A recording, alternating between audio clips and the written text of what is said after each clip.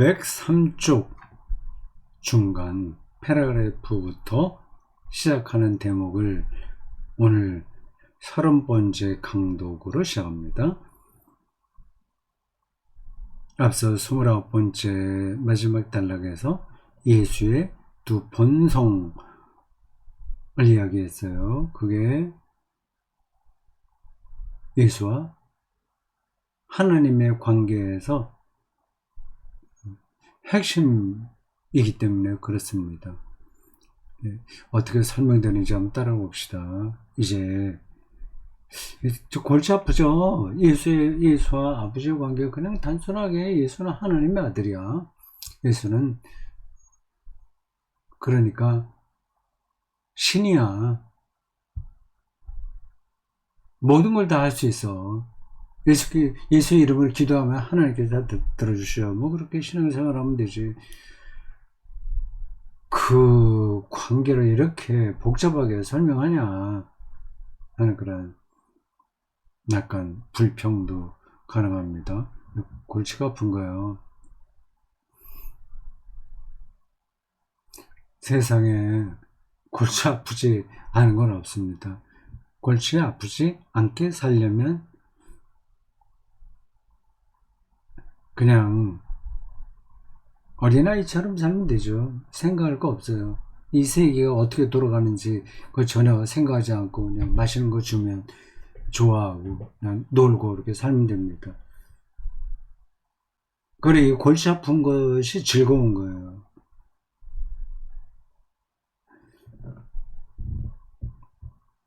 이제 예수의 아버지로부터 끊어야 됩니다. 예수의 해야 돼요.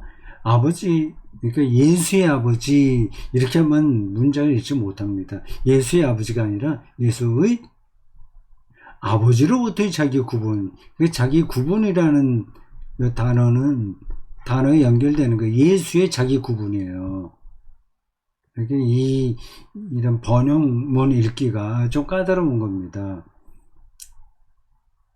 독일어 원서로는 이게 잘 구분이 될 텐데, 이게 어디에 연결되는지를 알 수 있는데, 이렇게 번역해 놓으니까 잘 애매해요. 물론 독일어 문장으로도 애매할 때가 있습니다.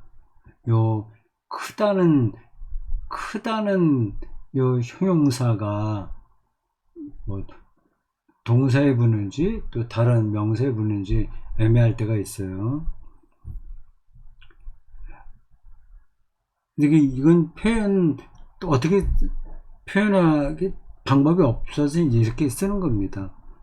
아버지로부터의 자기 구분, 이건 예수가 하시는 건데, 예수의 자기 구분, 즉 아버지로부터의 자기 구분이 영원하신 하나님 자신 안에서도 아버지와 마주하는 어떤 대상이 곧 아들이라는 대상이 있다고 상정하는 게 근본적 요소라면, 그리고 이와 같은 대면이 아들의 아버지로부터의 자기 구분으로 생각될 수 있다면, 그때 이것이 거꾸로 즉 아버지가 아들과 맺는 관계에 대해서도 마찬가지로 적용될 수 있는지의 질문이 제기될 수 있을 것이다.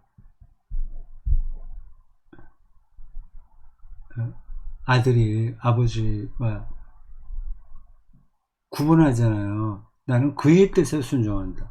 이 말, 그렇게 함으로써 아버지의 영원성, 신성과 하나가 된다고 하는 건데, 이게 이제 거꾸로 아버지가 아들과 구분한다? 하는 그런 말이 구분함으로써 자기 신성이 유지된다는 말이 되냐 하는 거죠. 그걸 지금 얘기하려고 하는 겁니다. 그럴 수 있다면 아버지의 측면에서 아들에 대한 구분도 아버지의 아들로부터의 자기 구분은 아버지에 대한 거예요. 아버지의 자기 구분, 아들로부터 자기를 구분을 통해서 규정될 것이다. 이와 관련하여 계속되는 질문은 아버지와 아들에 대한 영의 관계 또한 그와 같은 상호 자기 구분에 근거하는지의 질문이다. 이게 삼위일체를 이해하는데 대단히 중요한 관점입니다. 상호 구분이에요. 첫 번째로는 아들의 상호 구분이에요. 예수가 아버지의 뜻을 이야기하면서 자기를 구분했잖아요. 이게 삼위가 서로 상호 구분한다는 그 관점이 삼위일체를 이해하는데 중요합니다.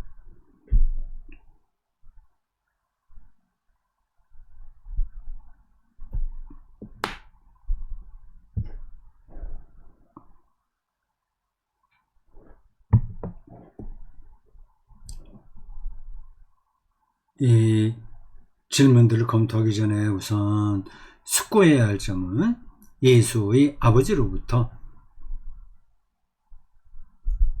왜 자기 구분이 아들과 합일된 신적 삶의 내부에 계신 위격으로서 아버지에 대해서만 해당하는 것이 아니라 내려와야 되겠네요. 또한 한 분 하나님이신 아버지 즉 예수가 자신을 구분하는 바로 그 한 분 하나님을 뜻한다는 사실이다. 만일 그가 바로 이 점에서 그 아버지의 영원한 아들이라면 그가 자기 구분의 행위, 자기 구분 행위, 자기를 구분하는 행위 속에서 아버지로부터 자신의 신성을 수여받는다는 사실이 결론적으로 뒤따라오게 된다. 그렇다면 이에 덧붙여 예수에 대한 아버지의 관계 속에서 아버지의 측면에서 그와 마찬가지로 적용하는 것이 가능할 것인가? 지금까지는 아들의 그 측면에서 얘기한 거예요. 이제는 아버지의 측면에서도 이와 같은 논리가 성립하느냐 하는 거죠.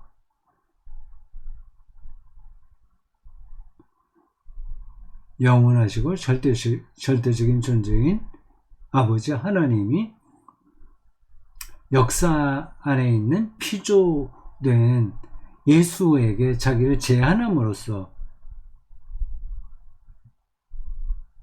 그 얘기 맞나요? 제한함으로써 신성이 확보된다는 말이 가능하냐 하는 겁니다.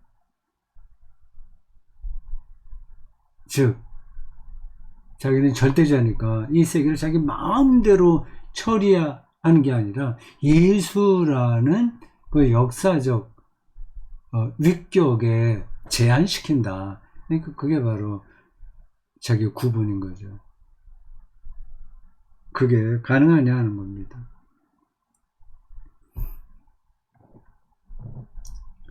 전통적으로 아버지는 삼위일체의 세 위격 가운데 유일하게 기원이 없으며 아나르코스, 아는 이제 보통 없다는 접두사더라고요. 접두사인가? 하라고 보통 아닌가? 기원이 없으면 우가 없다는 뜻인데 보통 아나르코스 모르겠습니다. 아들과 영의 신성의 기원과 원천적으로 다시요. 전통적으로 아버지는 삼위일체 세 위격 가운데 유일하게 기원이 없으면 영원하신 존재니까 예수는 기원이 있죠. 없으며 아들과 영의 신성의 기원과 원천으로 간주되었다. 이게 전통적으로는 그런 거예요. 성령이 아버지 하나님의 존재 방식이니까 아버지 하나님에게 기원과 원천이 있는 거죠. 166 각주예요.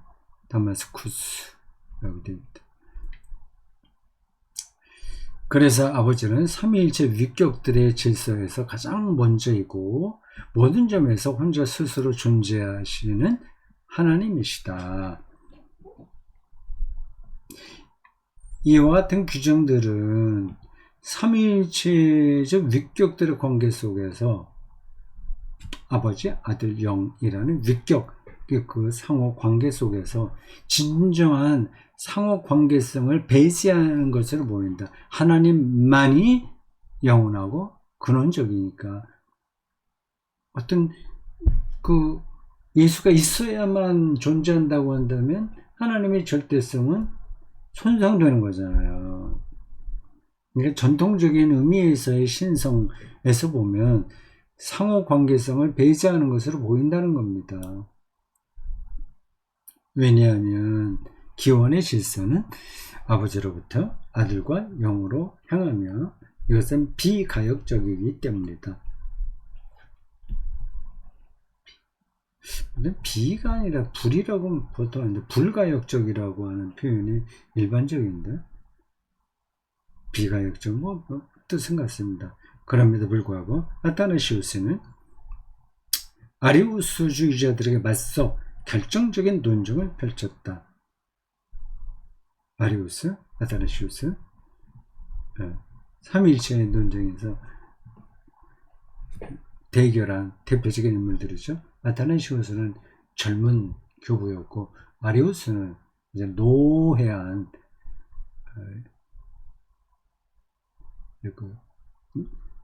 석학 교부였습니다. 아버지는 근데 아타나시우스가 승리하죠. 뭐 그것도 뭐 간단하게 된 건 아닌데 결과적으로는 그렇습니다. 아타나시우스의 논쟁을 이뤘습니다. 아버지는 아들 없이는 아버지가 아니다. 굉장히 파격적인 주장이죠. 하나님의 절대 유일성이 손상되는 듯한 표현이니까요.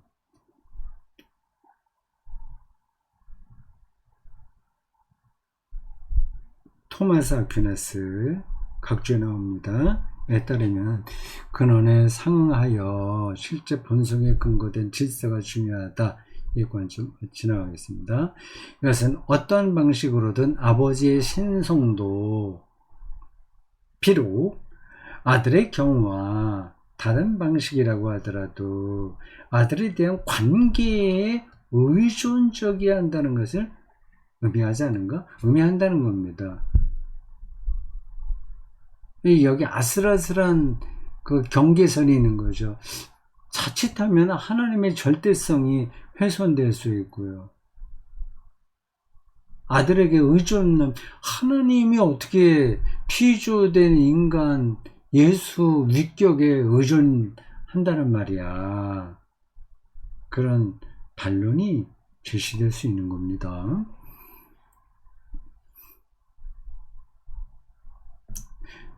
아버지는 아들에 의해 출생하거나 파송받지 않았다. 이건 분명한 거죠. 이 관계들은 가역적이지 않다. 불가역적이라고 하는 겁니다. 뒤로 돌아갈 수 없다는 겁니다. 물리학에서 쓰는 용어죠. 불가역. 예를 들자면 나무를 태우면 연기가 되잖아요. 그래서 그 연기를 다시 모아서 나무를 만들 수는 없는 겁니다. 그걸 딱 모아놨다고 해서 나무가 될 수는 없어요. 불가역이야. 지나온 시간은 되돌아갈 수가 없습니다. 이 세계가 그렇게 돌아갑니다.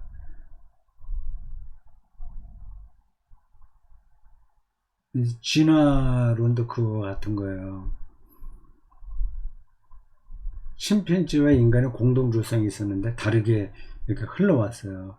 다시 올라가서 공동조상이 될 수는 없습니다. 그러니까 불교에서도 비슷한 용어가 있는 것 같아요. 불교인가 아니면 도교인가 모르겠습니다. 우리는 같은 강물에 손을 담그지 못한다. 불가역이라는 거예요. 오직 이 관계들을 다른 관점에서 설명할 때만 아버지의 이름 속에 표현되는 아들에 대한 아버지 때문에 관계성을 넘어서게 될 것이며, 그때 아들에 대한 아버지의 의존성이 구체가 될 것이며,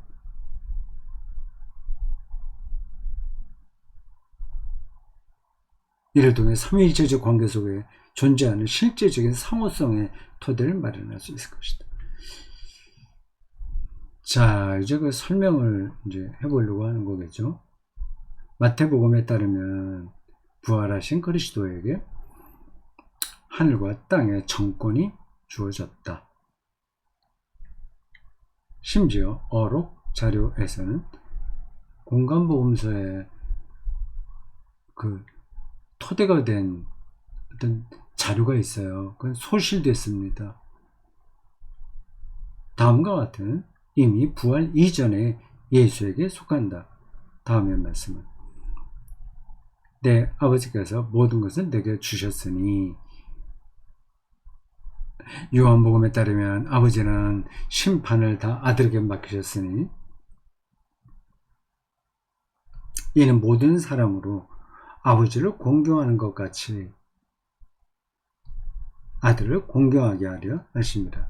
이런 표현들이 하나님의 아들 의존성에 대한 것이라는 뜻입니다. 실제로 그런가? 아닌가? 그냥 저건 그냥 예수를 높이려고 저렇게 표현한 거 아닌가? 그런 반론도 가능합니다. 그건 이제 우리가 더 설명해야 되겠죠. 어록 자료의 말씀은 다시 한번 그 이상으로 넘어선다. 네, 훼손됐다고 하는 어록 자료를 어떻게 아는데, 그런 질문이 가능해요. 그거는 공간보험서를 이렇게 비교 연구해 보면 그들의 공동으로 사용한 자료가 있다고 하는 게 나타납니다.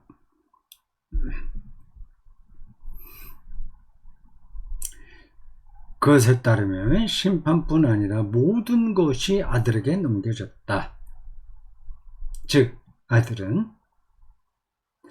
하나님 통치의 대변자이기만 한 것이 아니라 파송받음으로써 하나님 나라를 선포하는 것뿐만 아니라 오히려 그에게는 통치를 실행하는 일이 맡겨졌다. 그는 통치권의 소유자다. 부활한 자가 높여지심을 통해 하늘로 높여졌다는 거예요. 승천을 가리켜요. 하나님의 우편 자리를 가리켜요. 통치자의 자리에 좌정하신 것처럼 마찬가지로 그는 이미 세속적인 활동 속에서도 은밀히 은폐의 방식으로 아버지의 통치를 실행한다. 예수가 그렇다는 겁니다. 죄와 죽음으로부터 인간을 해방하는 일들이 예수 그리스도에게서 일어났잖아요. 그런 것들을 전제하고 하는 이야기입니다. 이것은 그가 통치의 길을 준비하는 것이며, 그래서 그의 사역의 이미 그 통치가 시작되도록 하는 것이다. 그의 사명, 즉 예수의 사명은 그 이외에 통치권을 사칭하여 권세를 요구하고 능력을 구현하는 모든 것을 무너뜨리는 것이다. 세속의 모든 권력들을 무너뜨리는 것이다. 하나님이 사칭한다는 거 알죠? 이 세속의 권세가 어떻게 사칭하는지 알죠? 그럼 뭐 세상의 정치, 경제 등등 이런 것들에 다 나쁘다는 뜻이는 뭐 그런 뜻은 아닙니다. 거기에 들어있는 그 우상 숭배적 세력들을 무너뜨린다는 뜻입니다.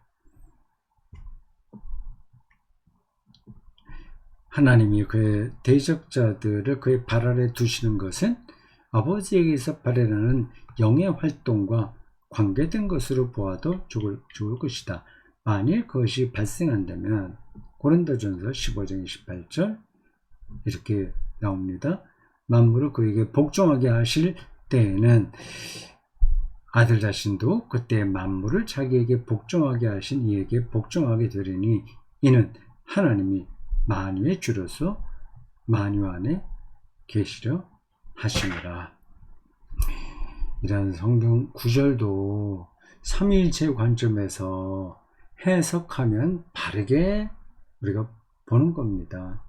근데 저런 것들을 그냥 주먹구구식으로 뭐 하나님이 만유의 주야, 주님이셔, 모든 걸 다 하실 수 있어, 우리가 믿기만 하면 돼, 이런 식으로 설명하면 좀 곤란한 거죠.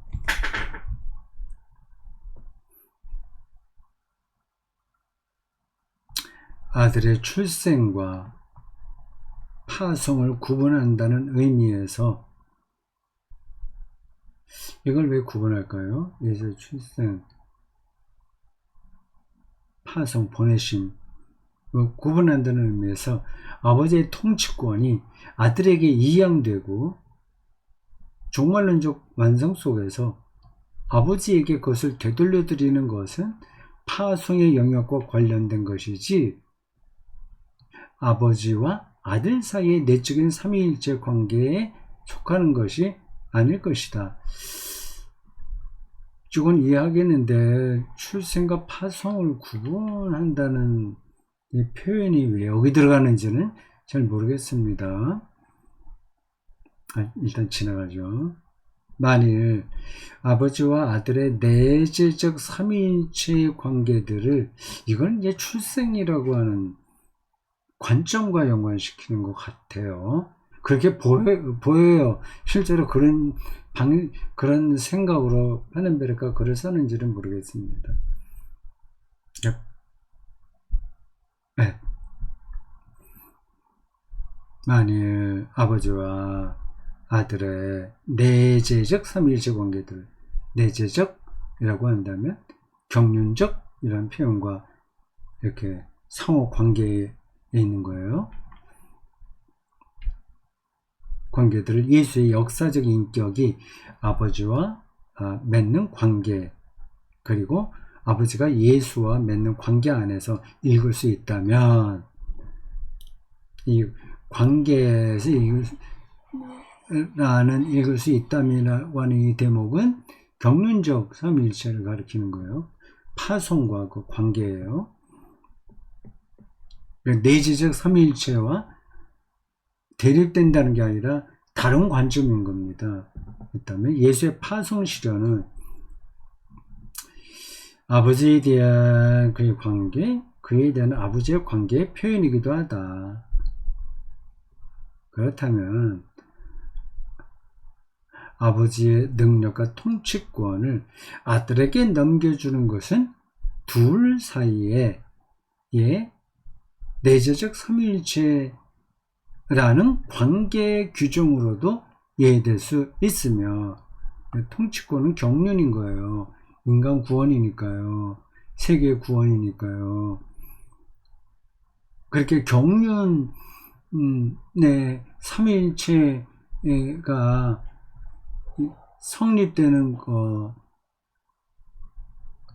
성립된다면 아들이 아버지께 통치권을 돌려드리는 것도 마찬가지다. 내재적 삼위일체도 똑같이 성립된다. 아들에게 통치권을 넘겨주는 것과 아버지에게 그것을 다시 되돌려 드리는 행위의 두 가지는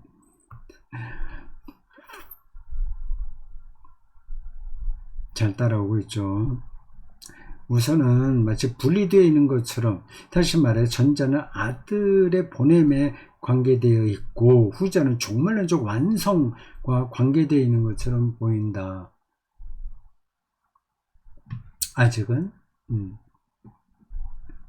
이 세계에 하나님의 경륜이 완전하게 실현되지 않았어요. 종말론적으로 실현될 겁니다. 그렇게 구분되는 것처럼 보인다. 하지만 이 둘은 결코 배제하지 않으며 오히려 서로 관통하고 있어서 보내심과 다시 돌려드림, 파송됨과 다시 그분께 돌려드림, 서로 관통하고 있어서 이 두 가지가 동시에 유효하다. 아들의 통치는 다름 아니라 아버지 통치를 선포하고 그를 영화롭게 하며 만물을 그에게 복종하는 것이다. 그렇기에 아들의 나라는 아버지께 통치권을 돌려드릴 때 끝나는 것이 아니며 같은 거니까 오히려 그 통치는 만물이 아버지의 통치에 복종하며 아버지가 창조 전체에 의해 한 분 하나님으로 찬미됨으로써 완성된다. 지금은 완성되지 않았죠. 그 길로 가고 있죠. 그걸 어떻게 아는데, 그거는 제가 연필이나 이런 걸 보여드리듯이 보여드릴 수 있는 게 아닙니다. 그 방향을 우리는 성서를 통해 배웠고 그렇게 믿고 일상에서 경험하면서 그 방향으로 나아가는 거예요. 종말론적 차원으로 나아가는 겁니다. 그게 빛으로 현재 경험되는 사람들이 있고 없는 사람들이 있겠죠. 그리스도인들은 그 빛을 경험함으로써 이제 예배와 자기 일상에서 하나님의 그 영광을 위해서 살아가는 겁니다.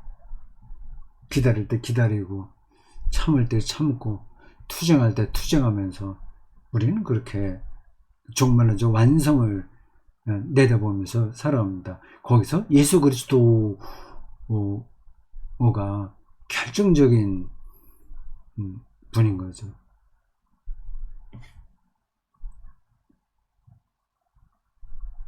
아버지의 통치가 아들에게 넘겨지고 아들의 통치가 아버지에게 되돌려지는 가운데 둘 사이에 상호성이 인식될 수 있다. 이 상호성은 출생의 사고에는 없는 거예요. 이 표현, 출생, 예수의 태어나심이라는 거기에는 아직 없었다. 이건 지나가요.